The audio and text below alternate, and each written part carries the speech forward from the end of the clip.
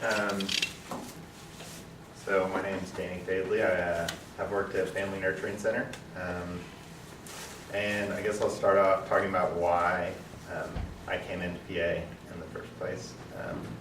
This is my second year of AmeriCorps. I did my first year of AmeriCorps with St. Vincent de Paul. And I knew I needed to keep learning after that year. I knew I was in the right field. I knew I wanted to work with people. I knew I wanted to work with these populations that I was working with. But I didn't know how, and I wanted to keep learning, keep growing. I was working alongside public allies at the time, had conversations with them, and I realized this is a great opportunity for me. So at the matching fair, I spoke with my now two bosses, and I knew this was a challenge, but it was the best opportunity I had. I wouldn't have otherwise. Originally, I was just going to stay at St. Vincent de Paul, keep learning there. I was public ed was just going to be the way I could do that. But then this challenge opened up, this opportunity that I knew I could grow and learn about myself as a potential social worker. So when I got the call, I was just shocked, and I talked about it in my mini POL, so I'm not going to go any further into that. And to talk a little bit about what I do, I'm a visitation facilitator, Family Nurturing Center. We work with families whose children is currently in at least temporary state county custody, so they're in foster care. We facilitate visits between them and their parents. We supervise the visits. We take notes of the visits. We report to JFS about the visits. But really, we work with the parents before and after each visit. I went into the position being like, I'm not a parent. How am I about to give parent coaching? Like, people are going to look at me. I'm just another one of those service providers who has no connection to them. And that was a challenge I think I faced all year, was how to be authentic in my position. And the more I learned about the clients I served, I saw each had such a unique story to tell about how they got there. I feel like it can be so easy for society to judge this population. You tell someone you lost your kids to county custody, your kids are in foster care, I think society is immediately going to judge you and put you down. That's just another challenge each client has to face. And I talked in my last POL about how each client has that story about how a client is there because of a domestically violent relationship they were in, that they lost control, and that control was the linchpin to every story I heard, every client in front of me. They had no control over their life as it was. They had no control to the point that their families were torn apart. And you can trace their loss of control back. Well, there's a quote. It's a quote, I forget the author now, but the book is called Growing Up Empty. It's about hunger and homelessness in America. But I think so much of it is relevant to my work, the work FNC does, because it deals with such a vulnerable population.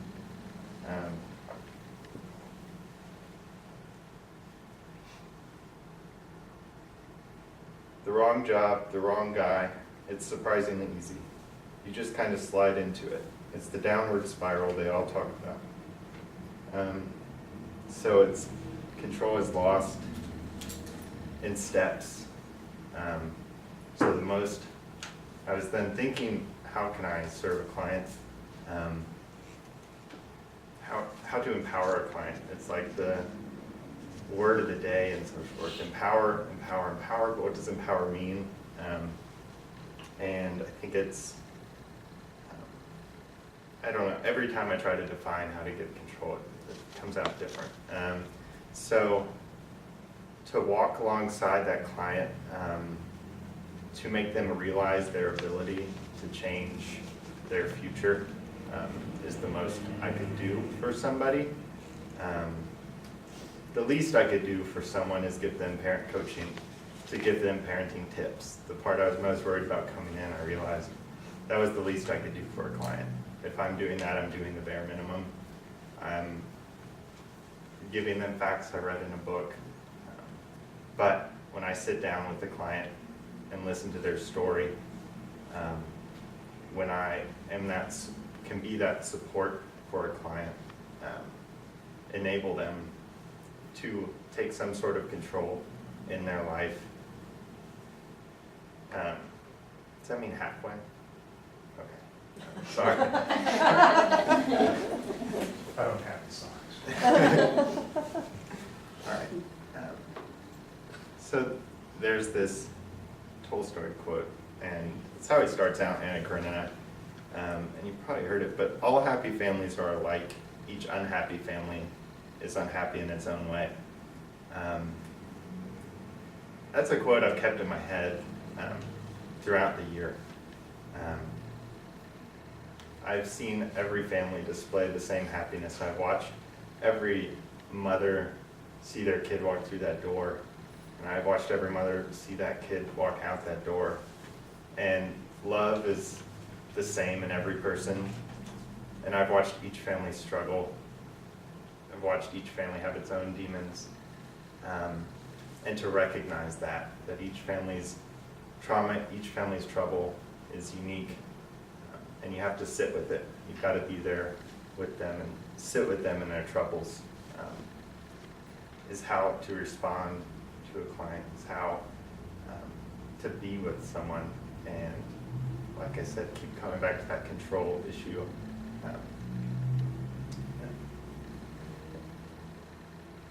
Sorry. Oh. So,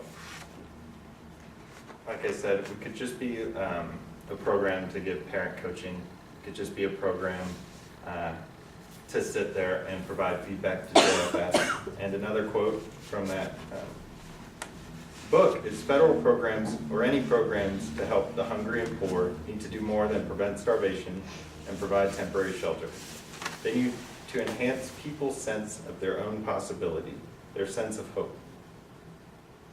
So to help them believe that they have control of what comes next by allowing them to see that they have control of something now, I think is the most I could try to do at my position. And I've been so fortunate to be in this position. At least once a week, I'm walking around the office and filled with gratitude for the ability Public Allies has given me to do this. It's not a position I'd have otherwise without this opportunity, and I'm filled with this immense gratitude for that. And I couldn't be more thrilled to continue working there. I'm learning every day from families, from coworkers. It's a supportive environment, and I just want to thank Public Allies for giving me that opportunity, and FNC for believing in me, and Jill for being such a great support system.